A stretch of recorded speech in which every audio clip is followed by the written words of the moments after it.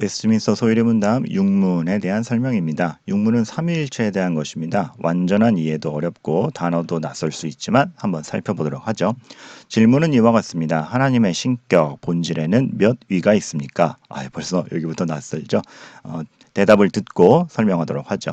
하나님의 신격, 본성에는 3위가 있는데 성부 하나님, 성자 예수 그리스도, 성령 하나님이 있습니다. 3위는 한 하나님이고 본질에 있어서 같고 권세와 영광에 있어서 동등합니다. 자, 이것이 소요리 문답의 대답이죠.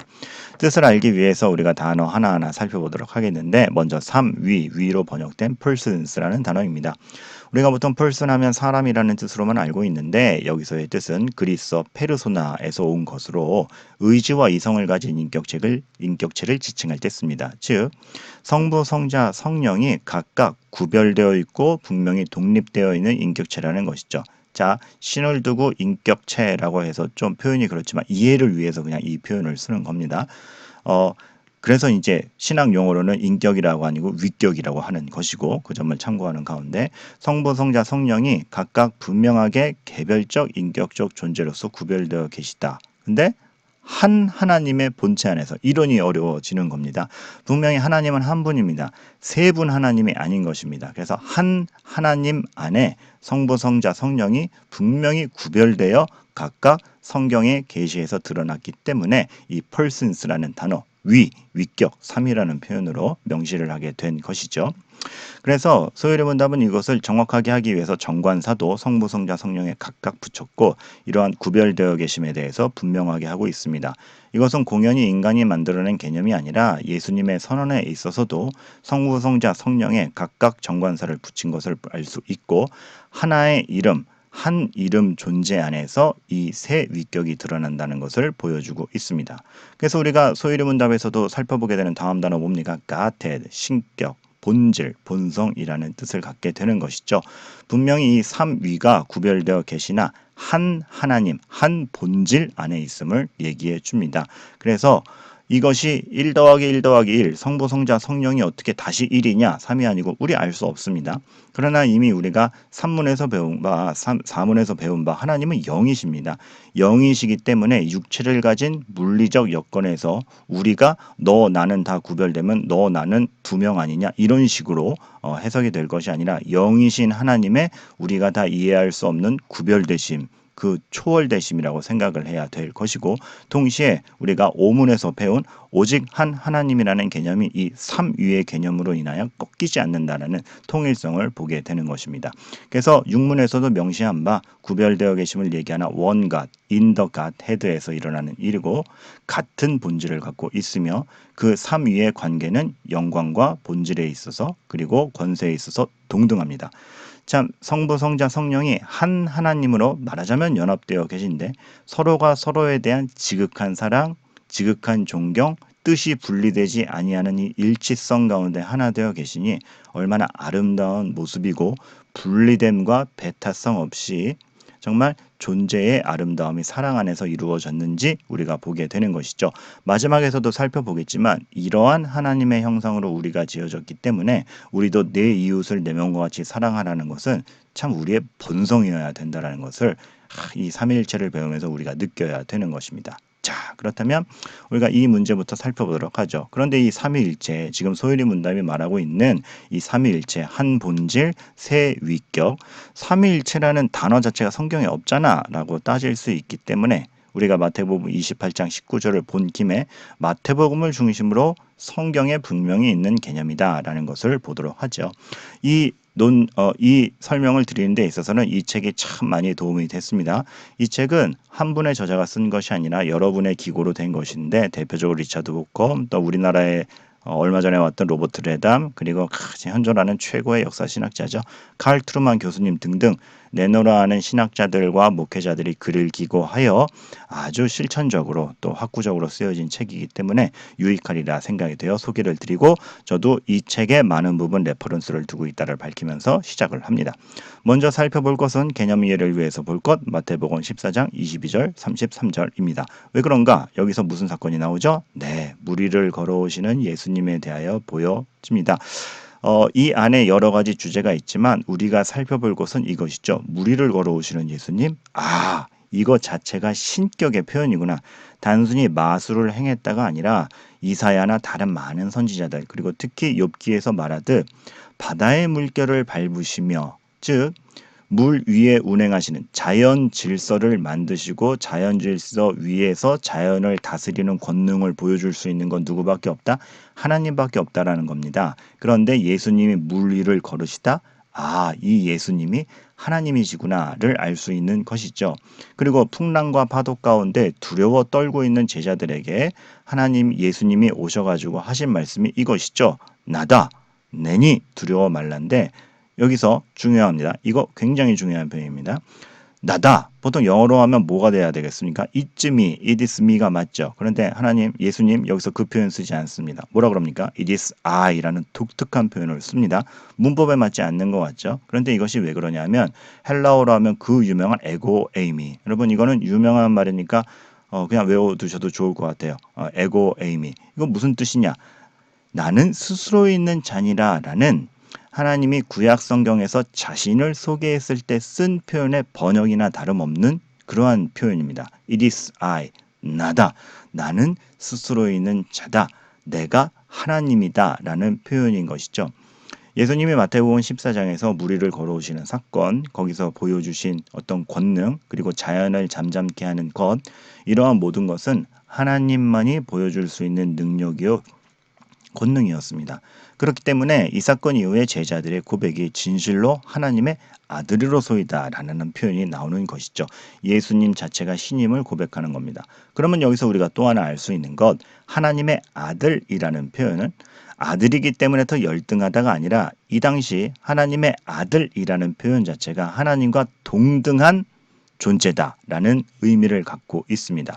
그래서 이 하나님의 아들이라는 표현 마태복음에서 어떻게 고찰되고 있는가는 굉장히 중요한데 예수님의 세 가지 시험 마태복음 4장에 나오는 이것을 보더라도 사탄이 계속 무엇에 대하여 시비를 겁니까?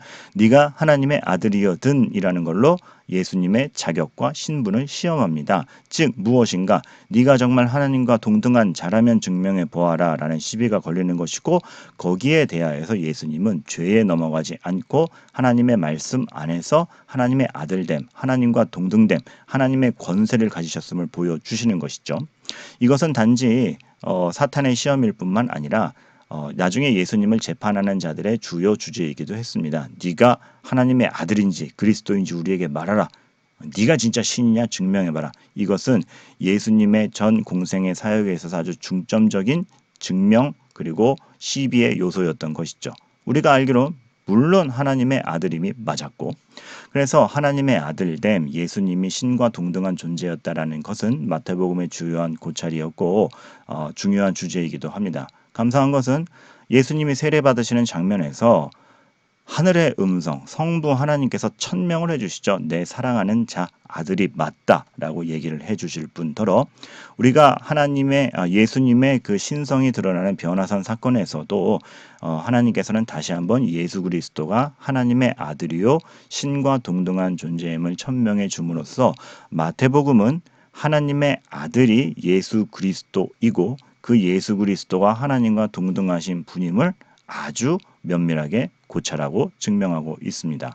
더군다나 사람들이 시비를 건 문제도 네가 정말 하나님의 아들이냐이기도 했지만 성령의 감동으로 베드로를 통하여 받아낸 고백 역시 마태복음 16장 16절 주는 그리스도시요 살아계신 하나님의 아들이시니이다 라고 우리의 고백을 통해서도 분명히 증거가 되는 부분이기도 합니다. 게다가 예수 그리스도가 하나님의 아들로서 하나님과 동등하신 분이라는 그러한 증거와 함께 예수님이 세례받으신 장면을 보면 성령 하나님께서 내려오십니다. 그리하여서 성부, 성자, 성령이 한 장면에서 등장하심으로 말미암아 우리는 드디어 우리의 인식 안에서 하나님이라는 권세를 가진 존재가 성부, 성자, 성령으로 구별되어 나타내네 라는 것을 알 수 있게 되는 것이요. 그 성령 하나님도 단지 부수적 존재가 아니라 예수님이 한 이름 안에서 아버지, 아들, 성령과 동등한 이름과 권세를 가지신 분이며 앞으로의 교회 역사를 이끌고 나갈 존재임을 명시함으로써 성령 하나님도 하나님이다라는 것을 분명하게 얘기하고 있죠. 게다가 내가 너희와 항상 함께 있으리라라고 예수님이 말씀을 하시는데, 그것이 본인은 승천하시되 성령 하나님을 보내심으로써 성령 하나님이 있는 것이 내가 있는 것과 다름없다라는 논리 가운데, 성령 하나님도 어떤 부수적인 능력이나 인격체가 아닌 존재가 아니라 동등한 하나님임을, 그리고 삼위로서 함께 일하시는 하나님임을 보여주고 있는 것입니다. 그렇기 때문에 마태복음의 이러한 개략적으로만 봤지만 하나님의 아들에 대한 고찰, 성령 하나님의 등장, 그리고 삼위 하나님의 이름이 한꺼번에 주어져서 이후 교회가 해 나가야 될 일들이 선언됨, 이것은 아주 삼위일체 하나님에 대한 강력한 증거요. 성부, 성자, 성령이 동등하며 성부, 성자, 성령이 함께 일하고 한 본질 안에 한 이름으로 계신 분이라는 것에 대한 증거가 되는 것이죠.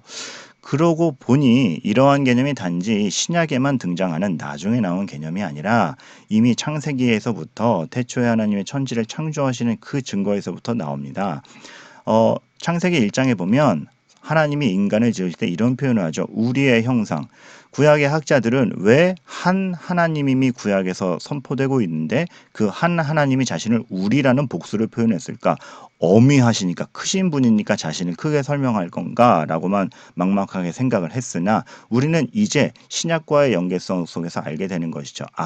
성부, 성자, 성령, 삼위일체 하나님에 대한 자신의 존재에 대한 명시였구나 알게 되는 것이고, 사실 창조 이전의 기록을 볼 때에 태초에 하나님이 천지를 창조하셨고 이미 수면 위에 하나님의 영이 계셨으며 말씀으로 창조하셨다고 하나, 요한복음에 보니 그 말씀이 육신이 되신 것이 예수님이며 그 말씀이 창조자라 하심으로써 구약에도 이미 이 삼위 하나님에 대한 개념이 그림자처럼 심겨져 나타나 있다는 것을 우리가 보게 됩니다.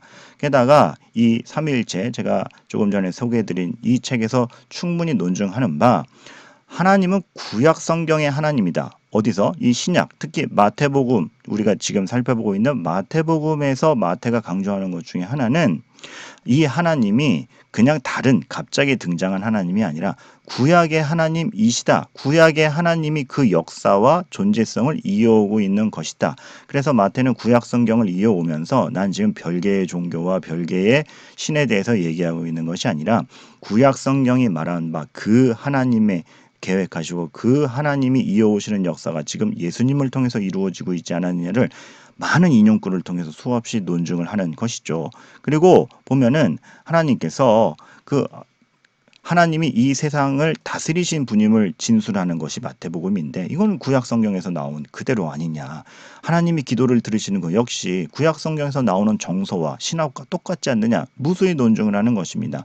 그 인격과 그 하시는 일, 선인과 악인에 대한 모든 일들, 이 모든 것 구약 성경에 기록된 하나님 인격과 하나님의 존재가 연속선상에서 지금 벌어지고 있는 것이다 라고 얘기를 하는 것입니다. 그래서 그 연속선상에서 동일한 하나님이 드러나시는데 더 확실하고 선명히 드러나사 성부 하나님, 성자 예수 그리스도, 성령 하나님으로 선명히 더 드러나셨다. 그렇기 때문에 우리가 이해하는 하나님, 우리의 형상대로 우리를 만드신 한 분 하나님은 그 한 분이라는 본질 속에 성부, 성자, 성령이 함께 계시다라는 삼위일체의 개념을 이해하게 된 것이죠. 자, 그러고 나면 이 참 문답이 더욱더 가치가 있어집니다. 사람이 만들어낸 철학적 개념 아니요, 성경을 기초로 하는 분명한 사실이요, 구약에서부터 이어져 오는 그 한 분 하나님이 더 선명히 드러나신 결과 사람이 고백적으로 적은 거라는 것을 우리가 알게 됩니다. 우리가 어떻게 성부, 성자, 성령이라는 삼위가 한 본질로 있는지 그건 모릅니다. 처음에도 설명드렸듯이. 그러나 그것은 하나님이 우리와 구별된 초월적 존재여 영이기 때문에 가능한 일이고, 삼위라는 개념이 나왔다 하여 오직 한 하나님에 대한 개념이 무효가 되는 것 아니며, 오히려 우리는 더 풍성한 역동적 신비적인 하나님을 고찰하고 이해하고 살펴볼 수 있게 되는 그러한 부요함을 누리게 되는 것이죠. 그래서 이러한 하나님을 알게 되면 우리의 삶의 자세와 목적 자체가 달라집니다. 초두에도 말씀드린 바 이 성부, 성자, 성령이 한 본질 안에서 온전한 연합으로 사랑으로 존경으로 하나의 목적을 위하여 그것도 우리를 구원하기 위한 일을 하시기 위하여 등장하시는 것을 볼 때에 우리의 존재성도 우리의 삶의 목적도 얼마나 사랑 안에서 이루어져야 되는가. 그러니 내 이웃을 내 몸과 같이 사랑하라는 그 명령이 단지 그냥 도덕적으로 착하게 살자가 아니라 우리 본성에 해당되는 이웃 사랑이라는 것, 나의 삶의 목적이 내 자아 성취가 아니라 이웃을 어떻게 살리고 부요하게 하느냐가 내 삶의 목적이 되어야 하는가. 야, 삶의 가치와 질의 방향타를 좀 바꿔야 되지 않겠는가라는 그러한 결심을 일어나게 해주는 것이 이 삼위일체라고 할 수가 있는 것이고, 또 하나 너무 감사한 것이 아까 소개해드린 책에 후반부에 보면 칼 트루만의 글 중에서 이러한 부분이 있습니다. 자, 성부, 성자, 성령의 연합됨은 그러한 면밀함은 그리스도와 우리와의 관계에서도 다 공유되는 것 아니냐. 너무 감사한 일이다. 하나님께서는 여러 가지 속성을 드러내시지만 그 그리스도 안에서 그리스도의 보혈과 그리스도께서 하신 일을 통해서 우리에게 그의 사랑이 얼마나 큰지를 드러내셨다.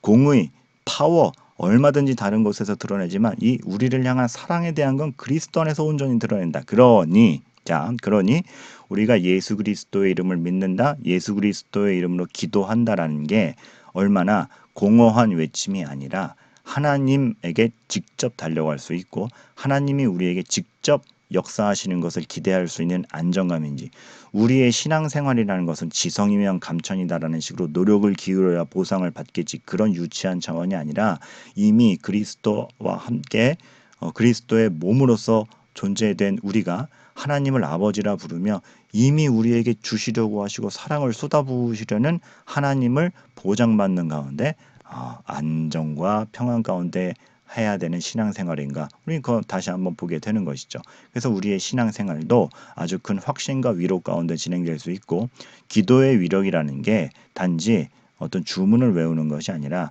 진짜 살아계신 하나님 아버지께 능력을 구할 수 있는 것인지 다시 한번 확인케 되는 것입니다. 그리고 이러한 삼위일체를 배우는 것은 여러 가지 이단들에 대한 경계도 할 수 있는데, 양태론, 예를 들어서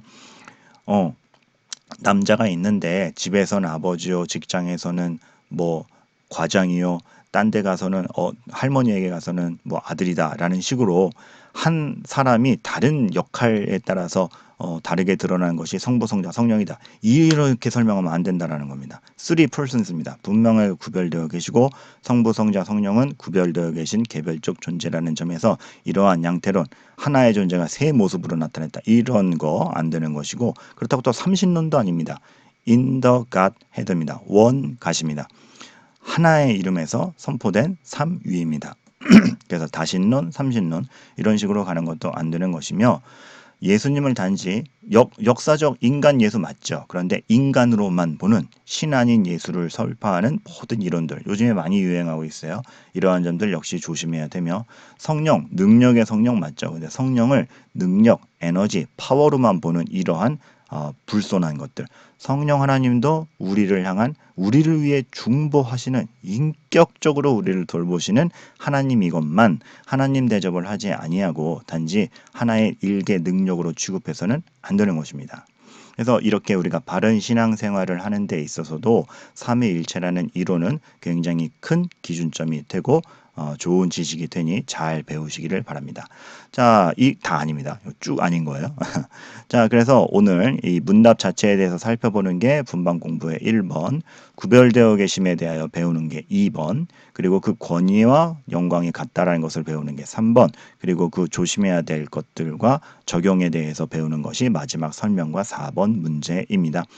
어렵지만 아이들에게 잘 전달되기를 바라고, 이것을 들으시는 모든 분들께도 기초적인 유익이 되기를 바랍니다. 너무 큰 거라 사실 이렇게 단촐하게 설명함이 부끄럽지만 기초적인 지식으로서 잘 남으시기를 바랍니다. 감사합니다.